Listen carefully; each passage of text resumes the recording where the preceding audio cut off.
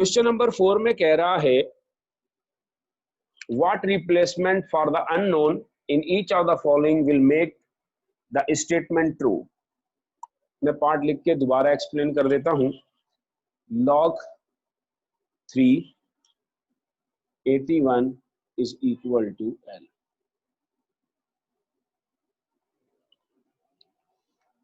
अब इसमें हमारे सामने वो कह रहा है कि आप ये बताएं what replacement for the unknown, इस अननोन के लिए या इस अननोन की जगह क्या आना चाहिए ताकि ये स्टेटमेंट ट्रू हो जाए। अब इस स्टेटमेंट को ट्रू करने के लिए या इस अननोन को फाइंड करने के लिए जो हमारा प्रोसेस होगा वो थोड़ा सा ध्यान से देख लें। ये हमारे पास जो टर्म लिखी हुई है ये कहलाती है लॉगरिथमिक फॉर्म।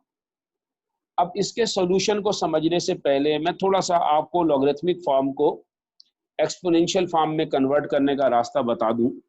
सपोज कर लें आपके पास कुछ इस तरह की कोई चीज लिखी है log a b और c। तो इसका प्रोसेस ये होगा कि ये बेस कहलाएगी,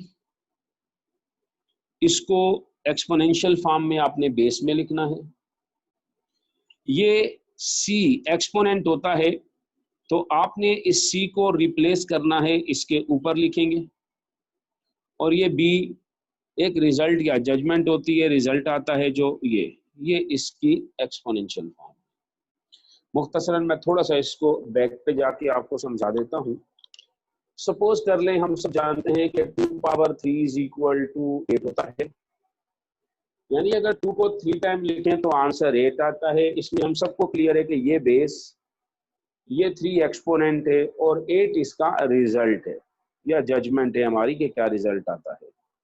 अब ये कहलाती है इसकी एक्सपोनेंशियल फॉर्म, एक्सपोनेंशियल शक्ल, पावर वाली शक्ल।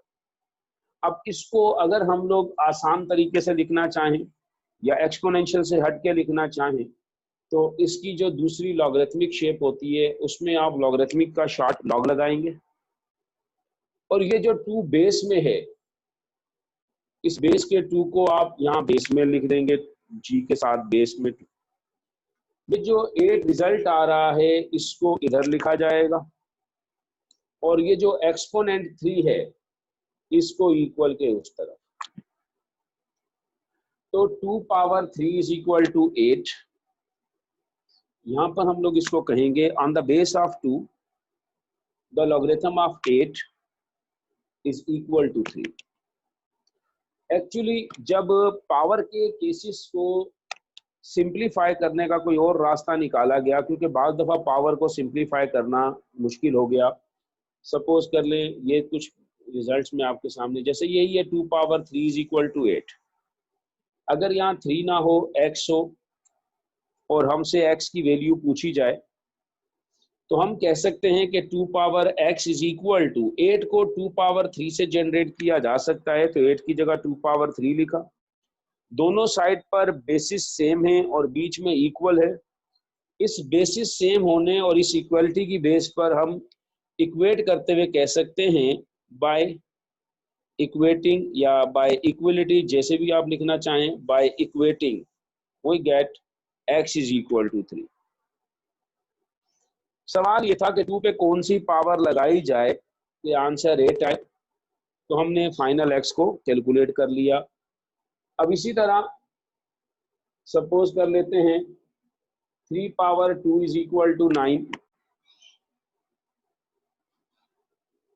अब अगर मैं यहां से 2 छुपा दूं, x फाइंड करना हो तो हम सिंपल काम यही करेंगे, 9 के फैक्टर्स कर लेंगे और 9 के फैक्टर्स में वाजे है कि 3 2 टाइम आता है, 9 3 से जनरेट हो सकता है, तो हम लोग यहाँ लिख देंगे 3 power 2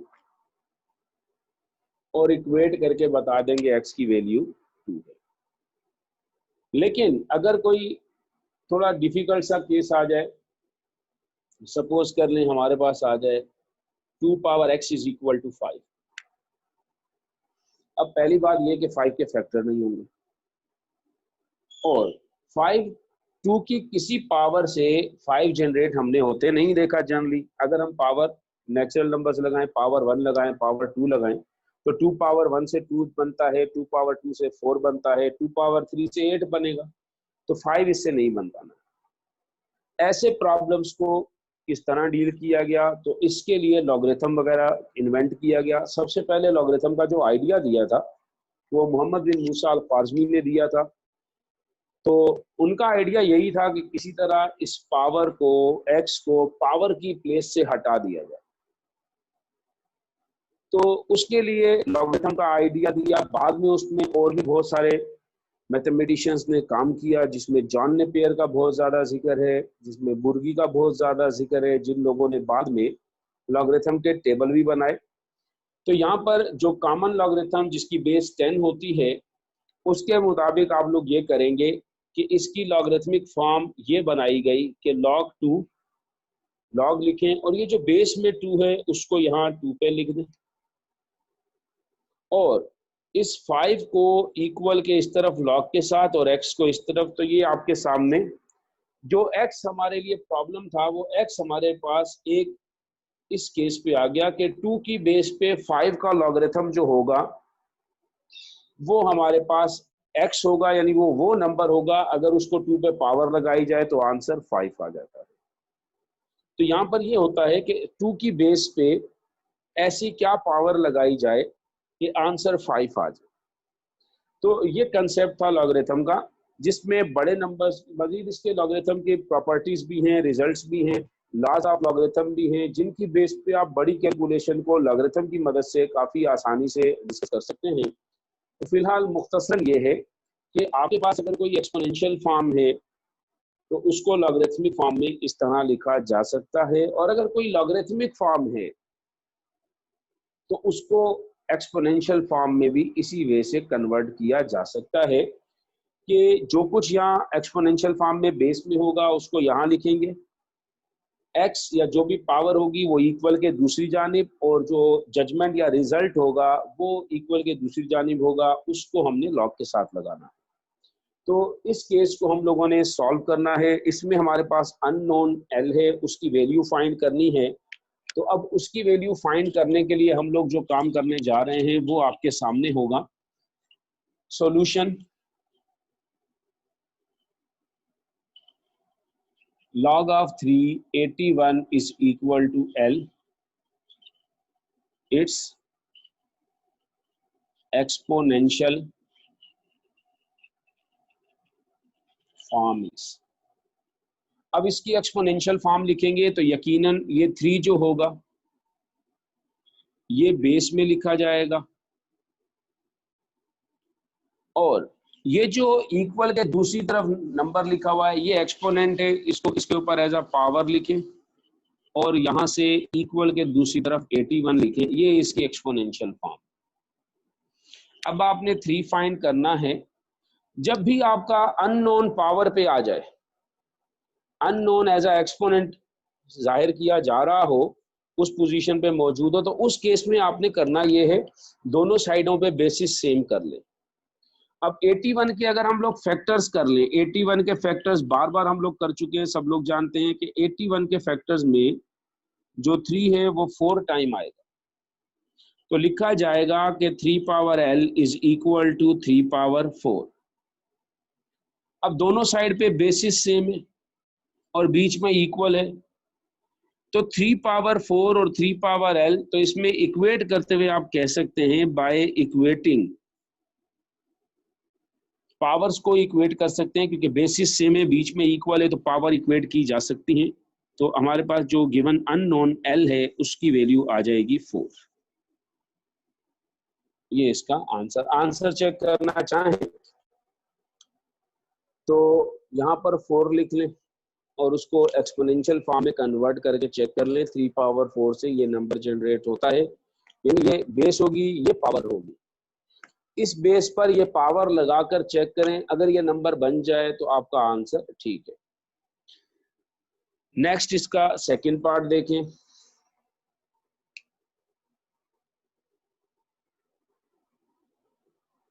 log a 6 is equal to 0.5। ये भी हमारे पास लॉगरिथमिक फॉर्म है। हम इसके आंसर में भी लिखेंगे it's exponential form is a as a base लिखा जाएगा, 0.5 एज अ पावर आएगी इज इक्वल टू 6। अब यहां पर ए फाइंड करना है, ए बेस में है तो आप पावर हटा दें।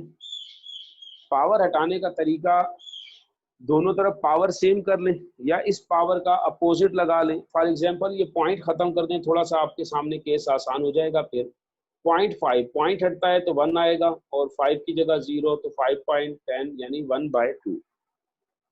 तो ए के ऊपर 0.5 वैसे भी हाफ होता है तो आप डायरेक्ट भी लिख सकते हैं। ये आपके सामने ए पे पावर है 1/2। अब इस पावर का अपोजिट यानी इसका रेसिप्रोकल ले लें। ये पावर 1/2 है, आप लिखें taking power to both side. तो ये आ जाएगा a power 2 1/2 whole power 2 is equal to 6। इस 2 के लिए आप लिख सकते हैं पावर 2 को आप कह सकते हैं स्क्वेयरिंग बोथ साइड। मैंने जस्ट पावर 2 इसलिए लिखा कि अगर यहाँ 1/3 आए, 1/4 आए, 1/5 आए, जो भी पावर आए आप भी उसी रेफरेंस से लिख दें taking power 5 both side, taking power 6 both side. अब 2.2 के अंदर आपने एक्सरसाइज 2.2 में 2.3 में ये चीजें समझी हुई है कि पावर पावर से मल्टीप्लाई होती है। उस मल्टीप्लिकेशन में ये 1/2 और ये 2 कैंसिल हो जाएगा। a is equal to 6 power 2 का आंसर 36 आ जाएगा। इसके बाद 2 पार्ट मजीद हैं। Third part as a homework और फोर्थ पार्ट को मैं आपके सामने डिस्कस करता हूँ। फोर्थ पार्ट थोड़ा सा समझने वाला होगा। याद रखें ये जो LOG लॉग लिखा जाता है ये कॉमन लॉगरिथम कहलाता है और इसकी बेस 10 होती है। क्वेश्चन नंबर 4 पार्ट नंबर 4 ये लिखा हुआ है 10 power p is equal to 40। आम रूटीन से देखा जाए तो हम जानते हैं 10 पावर 1 से 10 जनरेट होता है, 10 पावर 2 से मतलब 10 बाय मल्टीप्लाई बाय 10 100 बनता है। 10 पावर 3 से 10 को 3 टाइम लिख लें और जितने इसमें जीरो काउंट कर लें 1 के साथ उतने जीरो लगा लें 1000। हमें कह रहा है कि 10 पे p कोई पावर है, ऐसी पावर बताएं 10 पे कोई पावर लगाई जाए, आंसर 40 है। अब लॉगरिथम के बगैर इसको करना इतना आसान नहीं है कि 10 की कोई पावर ही आपके सामने, हम अगर रूटीन से पावर लगाएं तो बड़ा डिफिकल्ट होगा क्योंकि इसकी जाहिर है कोई 1 पॉइंट समथिंग कोई पावर आ जाएगी। 1 पे पावर 10 पे पावर 1 लगाने से 10 आता है, 10 पे पावर 2 लगाने से 100 आता है। आपका रिक्वायर्ड नंबर इन दोनों के दरमियान में कहीं लाई कर रहा है, 10 और 100 के दरमियान कहीं आता है 40। तो आपकी जो रिजल्टेंट पावर जो आपकी रिक्वायर्ड पावर है वो भी 1 और 2 के दरमियान कहीं लाई करेगी। तो 1 पॉइंट क्या होगा उसका हमें अंदाजा ऐसा सच अभी नहीं है। तो इसको करने के लिए आप इसमें लॉगरिथमिक फॉर्म में इसको लिख सकते हैं log 10। यहाँ पर ये जो 10 है ये बेस में लिखा जाएगा, 40 इज इक्वल टू p। अब यहां से 10 की बेस पे 40 का लॉगरिथम, तो मैं इसको रिवर्स, ये सारा p के बराबर है या मैं इसको लिख सकता हूं p is equal to log 10 into 40। अब इसमें आपको मजीद यहाँ पर थोड़ा सा काम को रोक लेते हैं, इसको इक्वेशन 1 मान लेते हैं। log 40 ये बेस 10 आप लिखें या ना लिखें, अगर log LOG log है तो ये बेस 10 अंडरस्टूड है, लिखे तो भी ठीक है ना लिखे तो भी ठीक है। log 40 बराबर होगा characteristic of 40 plus mantissa of 40। अब करेक्टरिस्टिक चाहिए, मैंटीसा चाहिए, उसके लिए सबसे पहले आप जिस नंबर का लॉग निकालना चाह रहे हैं उसको साइंटिफिक फॉर्म में लिख दें। साइंटिफिक फॉर्म या scientific notation of 40 is equal to, अब 40 में आपको क्लियर है कि डेसिमल नजर नहीं आ रहा तो डेसिमल यकीनन एंड पर है, उसको उसकी स्टैंडर्ड पोजीशन पे ले जाएं जहां उसके लेफ्ट हैंड साइड पर एक नॉन जीरो डिजिट हो। तो ये बन जाएगा 4.0 इंटू 10⁻1। पॉइंट अगर इस तरफ मूव करे तो प्लस, इस तरफ मूव करे तो माइनस। 4.0 या जस्ट आप कह सकते हैं 4 इंटू 10⁻1। और हमने पढ़ा है कि जो 10 पे पावर बनती है यही हमारा करेक्टरिस्टिक होता है, तो यहाँ करेक्टरिस्टिक तो 1 है।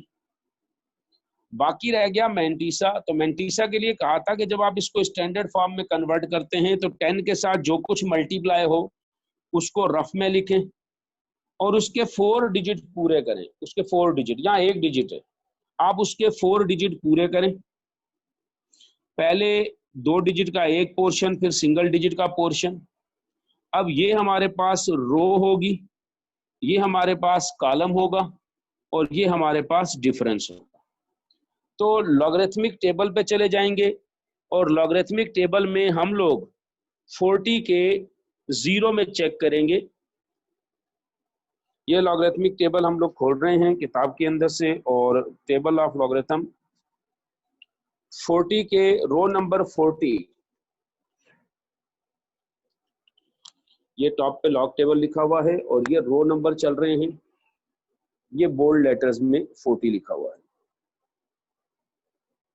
और टॉप पर आप देख सकते हैं यहाँ पर आपके सामने कॉलम 0 कॉलम के नीचे आते जाएंगे और चेक करेंगे कि 40 के सामने कौन सा नंबर लिखा हुआ है। तो 40 के सामने 6021 है और 0 का डिफरेंस आपके सामने ये डिफरेंस की लाइन है, जो कि 1 से लेके 9 तक का डिफरेंस अगर पूछा जाए तो वो हम कर सकते हैं, 0 का डिफरेंस नहीं होता। तो हमने रफ में चेक किया तो इस 40 के जो 0 कॉलम में लिखा हुआ है वो नंबर है 6021 और डिफरेंस नहीं है, कुछ भी ऐड नहीं करना। तो ये जो नंबर आता है इसके स्टार्टिंग में हमेशा डेसिमल लिखा जाता है। तो साइंटिफिक फॉर्म जो उसकी थी वो थी 4.0 इंटू 10⁻1, जिसकी जो पावर 1 है वो उसका करेक्टरिस्टिक कहलाएगा। करेक्टरिस्टिक ऑफ 40 ये 1 है और मैंटीसा ऑफ 40 ये हमारे पास था 6021 पॉइंट के साथ। तो finally log base 1040 is equal to characteristic plus mantissa. मजीद इसको इकट्ठा करके मैं लिख सकता हूँ 1.6021 और इस वैल्यू को अगर मैं इक्वेशन 1 में वापस पुट कर दूं तो मेरे पास जो p की वैल्यू आएगी 1.602। ये आपके सामने p की वैल्यू अननोन फाइंड करना था, वो हमने किया है। इसके बाद क्वेश्चन नंबर 5 और क्वेश्चन नंबर 6 को हम लोग अपनी नेक्स्ट क्लास में डिस्कस कर लेंगे। इस क्लास में हम लोग जो 2 सवाल किए, क्वेश्चन नंबर 3 और क्वेश्चन नंबर 4, साथ में मुख्तसर सा इंट्रोडक्शन था लॉगरिथम का। तो इस लेक्चर के लिहाज से अगर आपको कोई प्रॉब्लम हो तो आप रब्ता कर सकते हैं, दोबारा भी पूछ सकते हैं, और जहाँ कहीं मेरी इस्लाह की ज़रूरत हो ज़रूर कीजिए। दुआओं में याद रखें, अपना ख्याल रखें, इस दुआ के साथ कि अल्लाह ताला आपको और हम सबको अपने हिफ्ज़ व अमान में रखें। अल्लाह।